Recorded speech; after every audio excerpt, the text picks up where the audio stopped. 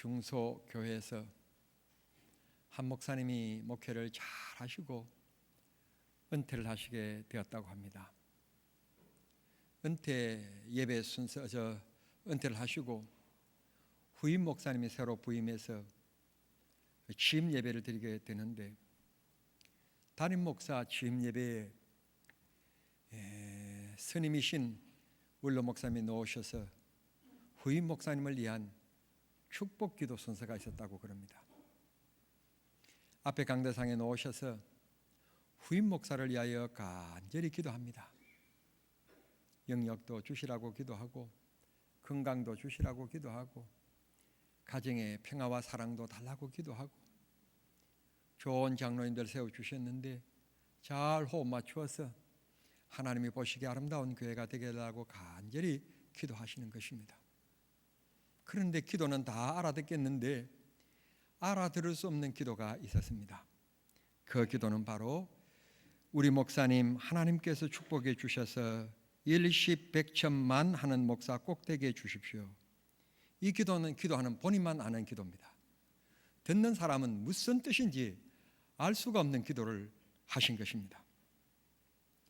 취임 예배가 다 끝났습니다. 월요일 날 후임 목사님이 취임식을 마치고 예식을 잘 마치게 된 것도 감사하지만 나를 위하여 축복해 주신 일십 백천만 하는 목사가 되게 해달라고 하는 뜻을 알 수가 없어서 목사님을 조그마한 선물을 사가지고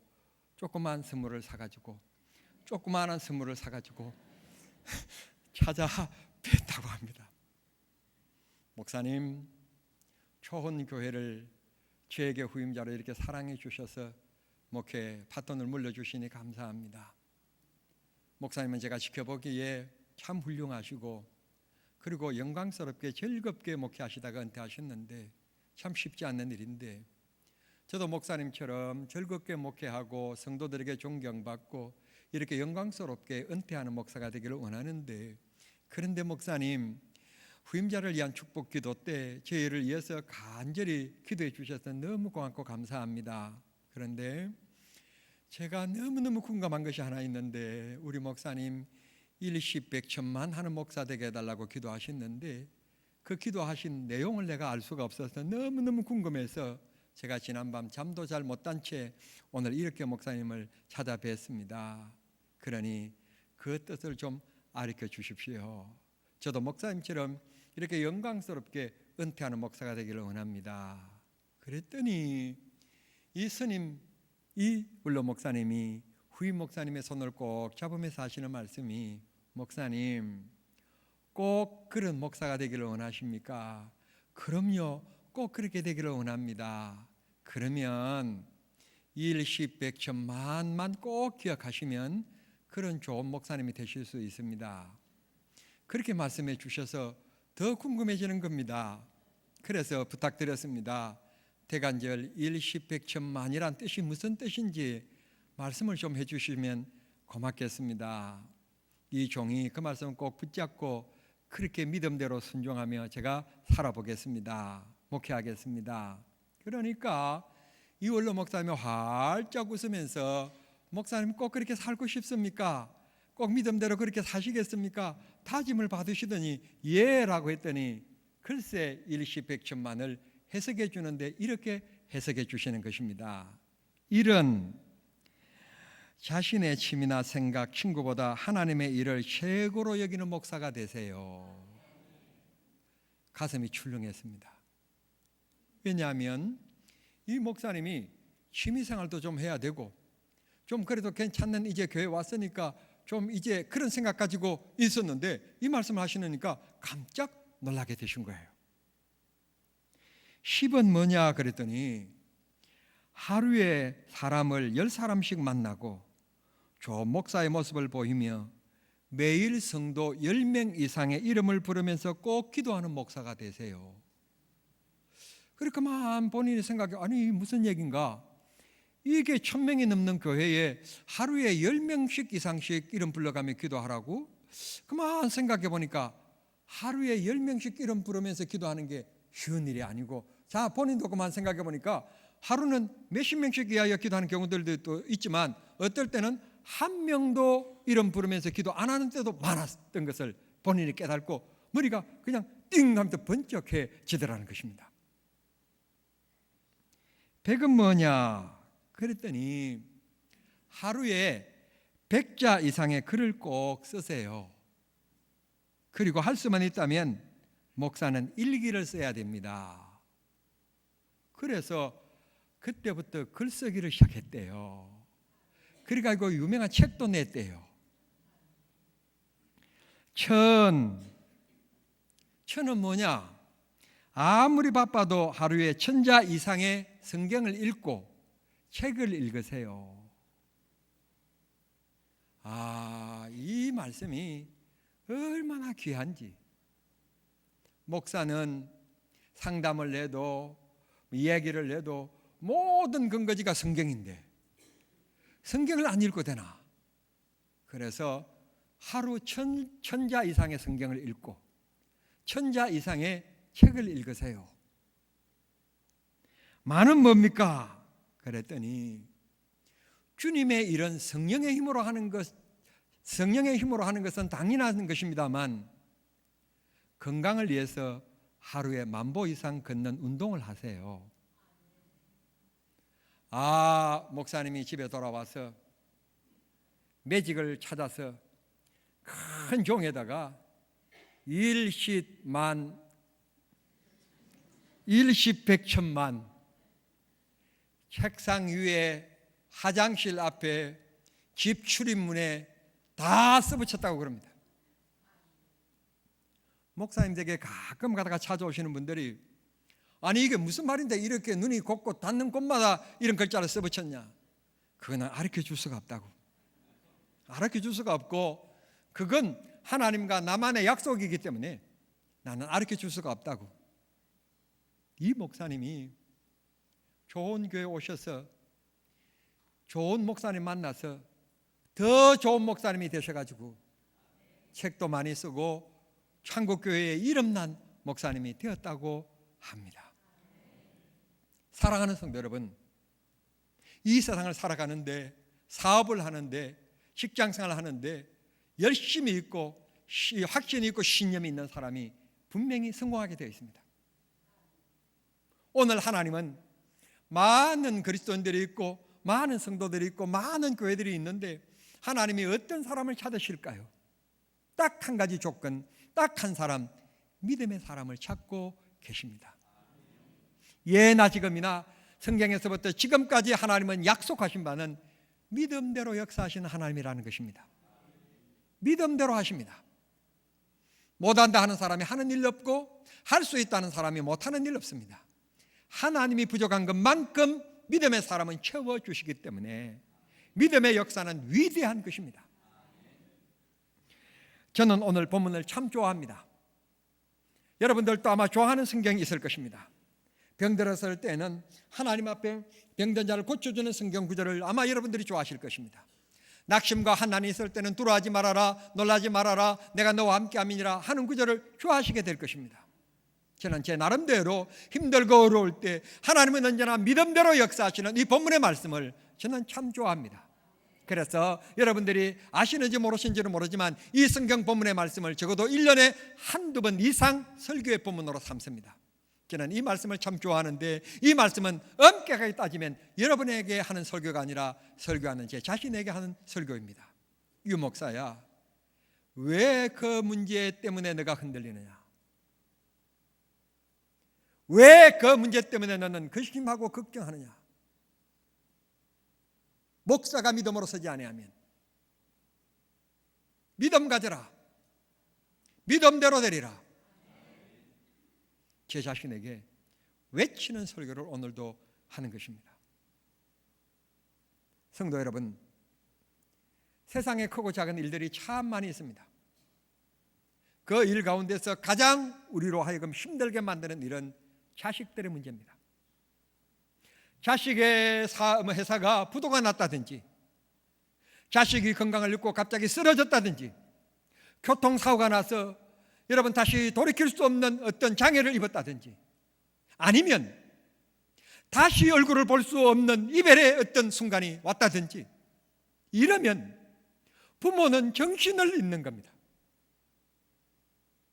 부모는 이 세상 것 다 포기해도 자식은 포기하지 못합니다. 재산도 내놓으라면 내놓겠습니다. 그런데 자식은 내놓을 수가 없는 것입니다. 자식의 문제는 부모로 하여금 힘들게 만들고 어렵게 만듭니다.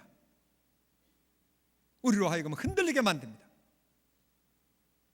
오늘 여기 성경 첫 번째 시작되는 구절에서 이렇게 얘기합니다.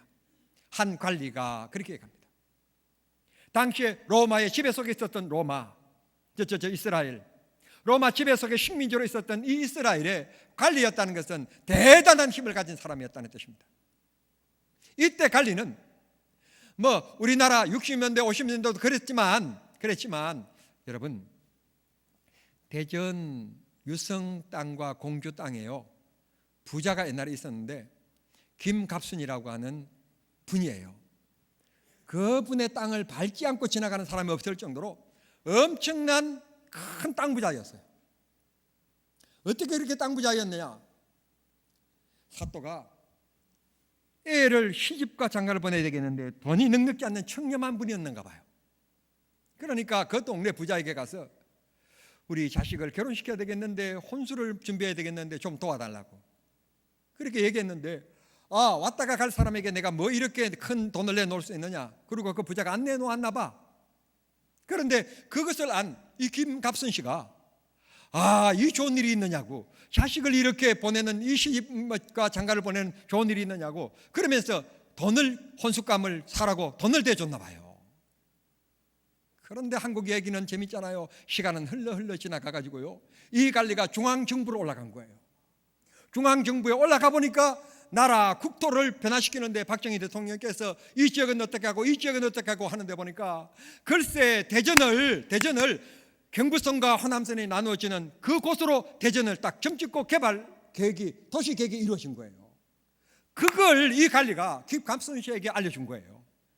무조건 대전에서 서대전으로 올라면 논을 지나서 신발을 다 버리고 다 지나오는데 그렇게 아무도 눈독 들이지 않고 쳐다보지 않는 그 땅 다 사라. 그래가지고 유성 땅을 다 샀대요. 그래가지고는 그 이후에요, 유성이 그냥 저렇게 발달돼가지고 엄청난 부자가 되었고, 유성의 첫 번째 호텔을 그 아들이 호텔을 지어서 잘 먹고 잘 살고 있대요. 여러분, 한 번 희생하면 희생의 대가는 이렇게 커요. 하나님 앞에 우리가 어떤 문제를 당하든지 간에 믿음을 가지면 하나님 그 믿음대로 역사하실 거예요. 여러분, 이 김갑순 씨도 그랬는데 로마 지배 속에 있을 때 이스라엘의 관리라는 보통 사람이 아니고요, 여러분 그때는요 그냥 어떤 문제에 돈이 아니면 해결이 안 되는 때예요. 그러니까 관리라는 말은 돈이 많았다는 뜻이고, 둘째는 권력에 밀접해 있는 사람이라는 뜻이고, 이 세상에 부족함이 없는 거예요. 남자가 적어도 이 세상에 태어나서 두 가지는 가지면 목에 힘줄 수 있어요. 첫째, 명예가 있고, 둘째, 돈 있으면. 얼굴이 잘생기고 못생기고 학벌 그런 게 문제가 아니에요. 이 두 가지만 있으면 사람 목에 힘줄 수 있어요. 오늘 이 사람이 그런 사람이에요.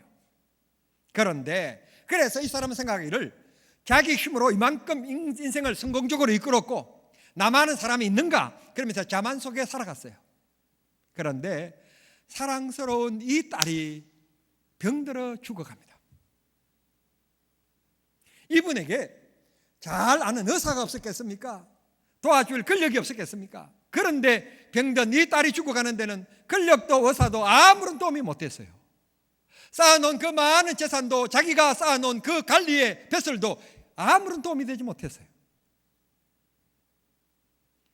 조소하고 멸시하는 그 예수님의 소문을 듣게 됩니다.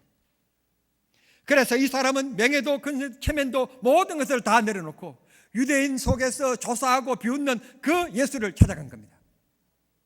찾아가서 예수님, 내 딸이 죽었나이다. 오셔서 그에게 손을 얹으시사 살려주십시오. 정말 내가 가서 그 죽은 딸에게 손을 얹으면 내가 나을 줄 믿느냐? 믿습니다. 가자. 그래서 그 집에 가서 손을 얹은 적 나았다고, 살아났다고 25절이 말씀하시고 있습니다. 믿음을 가지면 주님은 능치 못할 일이 없습니다. 믿음은 우리의 몫이고 역사는 하나님의 몫입니다. 하나님 앞에 우리가 가져야 될 것, 자만이 아닙니다. 교만이 아닙니다. 거만이 아닙니다. 명예가 아닙니다. 관리가 아닙니다. 배설이 아닙니다. 권력이 아닙니다. 인맥이 아닙니다. 믿음입니다. 믿음이 없으면 아무것도 아닙니다. 바울 사도는 분쟁이 있는 이 고린도 교회를 향하여서 사랑이 없으면 울리는 꽹과리 같고 아무것도 아니고 껍데기라고 얘기했지만, 진짜 성경은 우리가 이렇게 얘기합니다. 믿음이 없으면 아무것도 아닌 껍데기 믿음이다. 껍데기 신앙이다. 믿음입니다. 믿음을 가지면 주님이 손을 얹은 적, 손을 잡은 적, 그 어린 소년이 벌떡 일어나게 되었다는 것입니다. 사랑하는 성도 여러분, 오늘 인생을 살아가면서 힘든 우리들에게, 괴로운 우리들에게, 어려운 시대를 만난 우리들에게 주님께서 내 손과 우리 교회와 우리나라의 손을 하나님께서, 주님께서 붙잡아 주시는 축복이 있게 되기를 바랍니다. 정치도 경제도 하나님께서 붙잡아 주시기를 원합니다. 이 소녀의 손을 붙잡은 적 숨을 쉬게 되었고 살아났다고 했습니다. 하나님의 손이 임하면 죽은 경제도 살아날 겁니다. 죽은 우리의 민심도 살아나게 될 것입니다. 주님의 손이 임하시면 그 손은 부활의 손입니다. 생명의 손입니다. 기적의 손입니다. 그 손이 우리들의 가정과 함께 하시면, 우리 교회와 함께 하시면, 유춘배 목사의 목회에 함께 하시면 능치 못할 일이 없는 줄 믿습니다. 그런데 말입니다, 똑같은 얘기를 기록하고 있는 이 복음서들을 그만 보면, 마가복음, 누가복음에 보면 한 해당장 야이로의 딸, 그러면서 이제 본명을 밝히고 뭐 그 직책이 뭐였고 하는 것을 구체적으로 얘기하고 있습니다. 이런 것들을 기록하면서 기록을 단락으로 주고 있는데, 오늘 얘기를 나누는 마태복음에 보면 이 갈리의 얘기, 즉 다른 복음에서 얘기하고 있는 해당장 야이로에 대한 얘기를 하는 가운데 삽입되어지는 여인 하나가 있습니다. 그 여인은 12해 동안 피가 계속 흘러나오는 유출병을 가지고 있는 여인이었다고 말해줍니다. 성도 여러분, 12년 동안 여자가 피를 쏟으니 얼굴이었겠습니까? 하얗게 12년 동안 그렇게 살았으니 이거 뭐 한국말로 이거 한의학적으로 맥이 있었겠습니까? 말소리가 꾀꼬리 목소리였겠습니까? 그 목소리는 사람 목소리가 아니었을 것입니다. 걸음을 제대로 걸을 수 있는 건강이 있었겠습니까?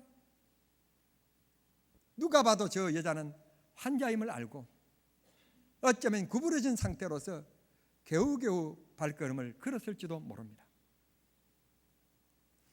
이 갈리의 딸이 죽었다고 하는 얘기 속에 이 여인의 얘기를 잠깐 삽입하는데, 이 성경 본문을 자세히 읽어보면 갈리의 딸이 죽은 사건에 대한 얘기가 더 부각된 것이 아니라 12해 동안 헬루병으로 안고 있는 이 여자가 도리어 더 부각된 얘기 속에 도리어 조연이 아니라 주연인으로 등장하고 있음을 보게 됩니다.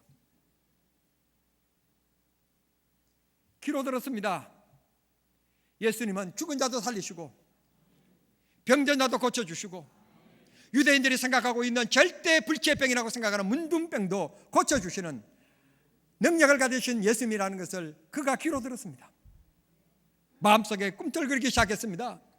나도 이 약 저 약, 이 의사 저 의사 만나봤지만 아무리 효험을 얻지 못했는데 귀로 들은 거 예수님을 내가 좀 만나봤으면 좋겠다. 그 예수님을 좀 만나봤으면 좋겠다. 마음속에 믿음이 생기기 시작했습니다. 사람들이 예수님을 둘러싸고 웅성거리고 예수님을 쳐다보기 위해서, 만나기 위해서 얼마나 많은 사람들이 움집해 있었는지 모릅니다. 이 여인은 누가 봐도 병든 여자임을 알고 그는 감히 예수님 앞에 나아갈 수가 없어서 예수님의 그 옷자락을 만졌다는 것입니다. 이유는 그렇게 항송한 안수가 아니고 예수님의 옷자락만 만져도 내 몸이 고침을 받을 수 있을 것이다. 예수님이라면 손이 아니더라도 예수님의 옷자락이라도 만지기만 하면, 예수님이라면 내 병을 고칠 수 있을 것이다. 믿음이 있었습니다. 그 옷자락을 만지는 순간, 사랑하는 성도 여러분 기억하십시오. 예수님의 옷자락이 능력 있는 것이 아닙니다. 그 여인의 믿음입니다. 믿음을 보시고 따라 구원받았다, 내 믿음대로 되었다, 걱정하지 말고 집에 돌아가라, 예수님께서 선언하셨습니다. 세 번째 이어지는 말씀은 이런 말씀입니다. 한 동네에 두 소경이 있었다. 다른 성경에서는 뭐라고 말하는가 하면 날 때부터 소경된 자들이라고 얘기하고 있습니다. 날 때부터 소경되었으니까 이 세상이 어떻게 생겼는지, 사람이 어떻게 생겼는지 전혀 본 적이 없는 사람들입니다. 그 사람들도 귀는 열렸기에 들렸습니다. 귀는 열렸기 때문에 들었습니다. 예수님은 능지 못할 일이 없는 기적의 예수님, 능력의 예수님이라는 것을 들었습니다. 그런데 어느 날 동네에 나가 보니까 사람들이 웅성거립니다. 동네가 시끄럽습니다. 전에 같지 않습니다. 옆 사람에게 묻습니다. 오늘 무슨 일이냐? 나사렛 예수님이 지나가신다. 에? 내가 소문으로 듣던 그분이 지금 지나간다고 소리쳐서 예수님을 부르십니다. 다윗의 자손 예수님이여 나를 불쌍히 여겨 주십시오. 다윗의 자손 예수님이여 나를 불쌍히 여겨 주십시오. 더 크게 소리 불렀지만 예수님은 아랑곳하지 않고 못 들은 척 가실 길을 가시는 겁니다. 이게 어찌 된 일입니까?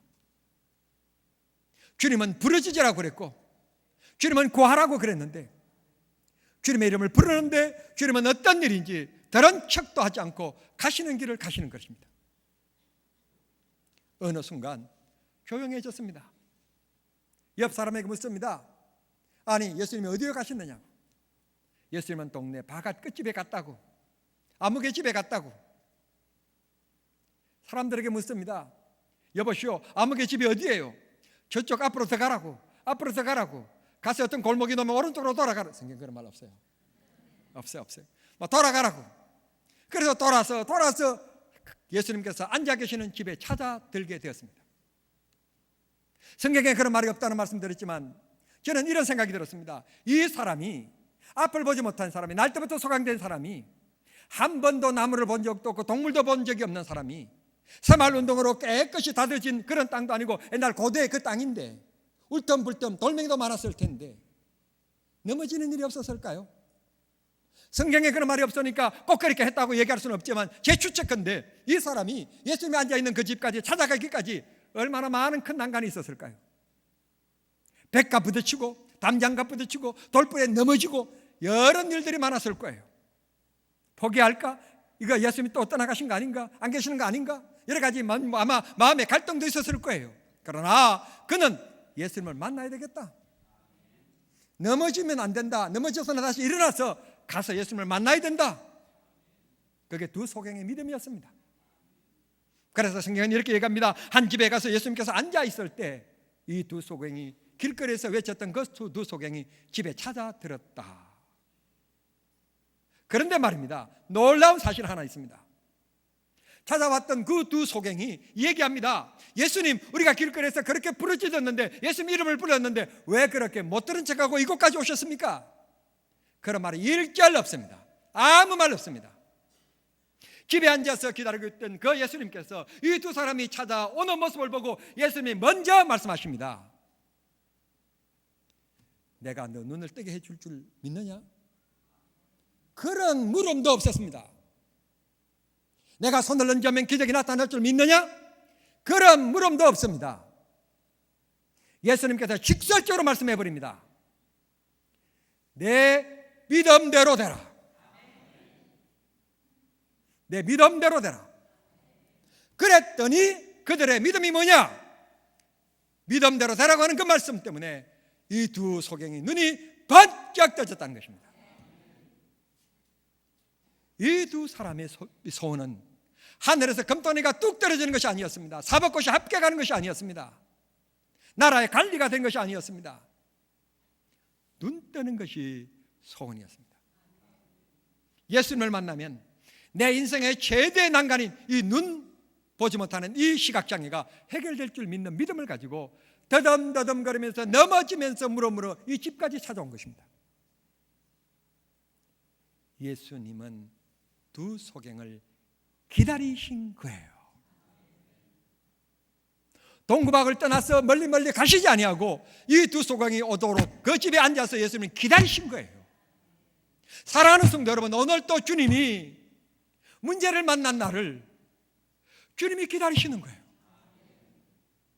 문제 속에 있는 나를 나와서 내가 주의 이름을 부르고 내 사정을 간구하도록 기도하도록 주님이 그 기도를 들어주시려고 주님이 기다리시는 거예요. 주님을 만나야 됩니다. 주님을 만나야 돼요. 강부는 강맥에서 금맥을 만나야 되고 예수쟁이들은 성도들은 우리는 예수를 만나야 됩니다. 예수 없는 찬송, 예수 없는 예배, 예수 없는 우리 모임, 이 흠하지 않습니까? 오늘 내 찬송, 내 예배, 내 소원 주님이 보시고 들으신다고 하는 믿음 없이 오늘 또 멍청하게 앉아서 예배 드린다면 이거 너무 억울하지 않습니까? 하나님께서 틀림없이 나를 긍휼히 여겨 주실 것이다. 나를 불쌍히 여겨 주실 것이다. 내 모습 보고 세상 사람들이 다 손짓하지만 주님은 나를 불쌍히 여겨 주시고 너 왔냐? 그래, 내가 힘주마. 세상 이길 힘줄게. 유혹 이길 힘줄게. 주님이 우리에게 은혜 베풀어 주실 것입니다. 주님 앞에 나온다는 이 자체가 축복인 것을 꼭 기억하십시오. 주님 앞에 나온 것이 하나님의 은혜인 것을 꼭 기억하십시오. 29절에 너희 믿음대로 되라. 30절은 직설적으로 바로 결론적으로 갑니다. 두 눈이 떠졌다. 주님은 능치 못할 일이 없습니다.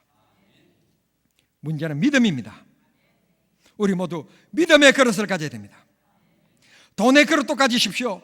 건강의 그릇도 가지십시오. 명예의 그릇도 가지십시오. 그러나 꼭 가져야 될 그릇, 믿음의 그릇도 꼭 가지시길 바랍니다. 우리가 생명수를 주는데 아무리 내가 재능이 있고 손이 커도 내 손으로는 몇 방울에 부족합니다. 다 새어나가고 내 손에 몇 방울밖에 묻지 않습니다. 그러나 믿음의 그릇은 놀라운 믿음의 그릇만 가지면 하나님께서 믿음의 입을 크게 열라. 큰 믿음을 가져라 말합니다.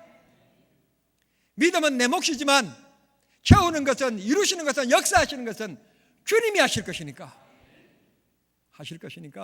큰 믿음 가져라. 주님이 채워주실 믿음이 여러분들에게 있습니까? 오늘 이 시간 여러분들에게 그런 믿음이 꼭 있게 되기를 바랍니다. 믿음은 변하지 않는 겁니다. 오늘은 앞뒤가 똑같은 6월 16일입니다. 우리 믿음은 앞뒤가 똑같아야 됩니다. 어떤 문제 때문에 이러고 저러고 좌로나 우로나 치우치지 말라는 말씀이 성경에 얼마나 많이 나오는지 모릅니다.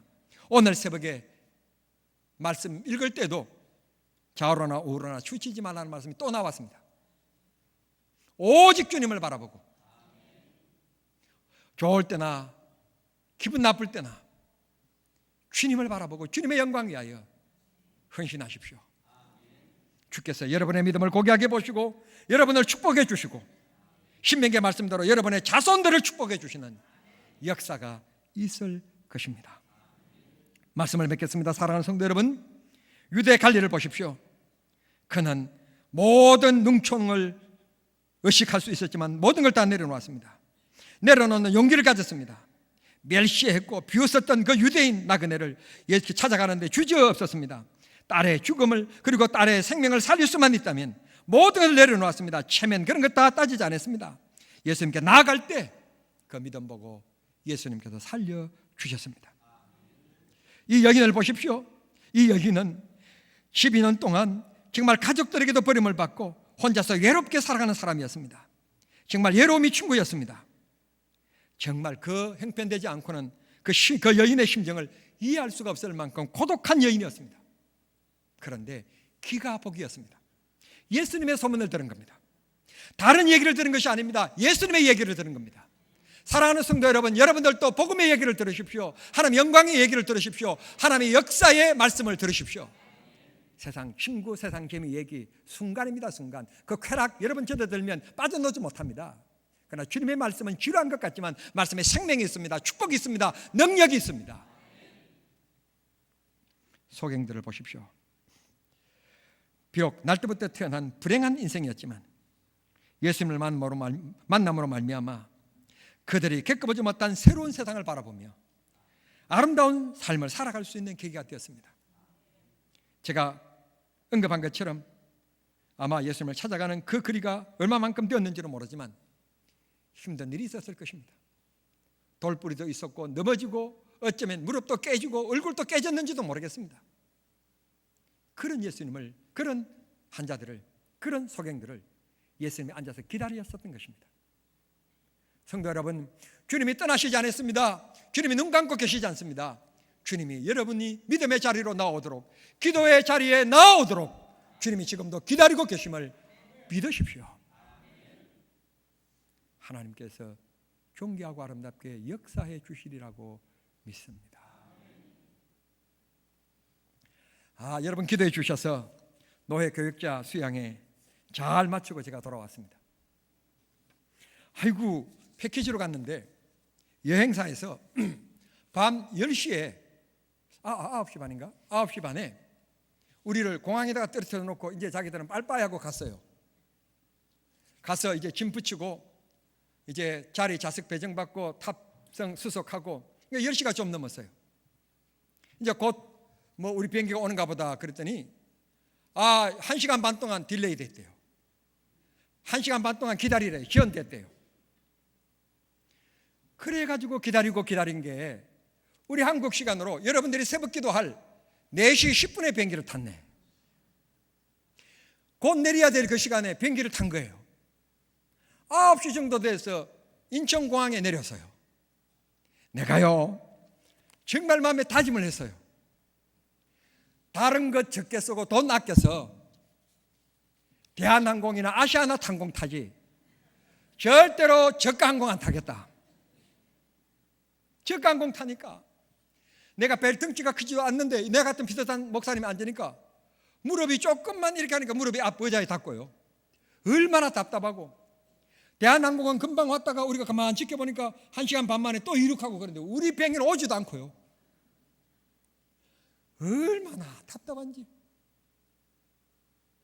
세 명 앉는데 아시아나 같은 것 여러분 타시면 앞에 비행기 지금 어디쯤 가고 있다, 고도는 얼마다, 속도는 얼마다, 그리고 비행시간이 얼마만큼 지났고 앞으로 남은 시간이 비행시간이 얼마만큼 남았다, 이런 것도 나오니까 좀 괜찮잖아요. 그리고 또 지루하면 영화도 볼 수 있고 음악도 들을 수 있고 그렇잖아요. 저가 항공은 아무것도 없네. 글쎄 이게 어디쯤인지 알 수 없고 속도가 얼마인지도 모르겠고 몇 시간 남았는지도 모르겠고 아무것도 없는데 얼마나 답답한지. 그러면 해가지고 음악이라도 좀 들을 수 있게끔 하든지 아무 시설도 없고 세상에 옛날 60년대 우리 화장실 같아. 그냥 저가 항공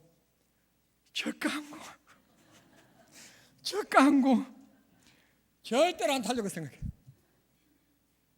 돈 더 주고 다른 것 아껴서 아시아나나 대한항공 타려고 그래. 쌍계피지떡이라는 걸 너무너무 이번에 깨달았어.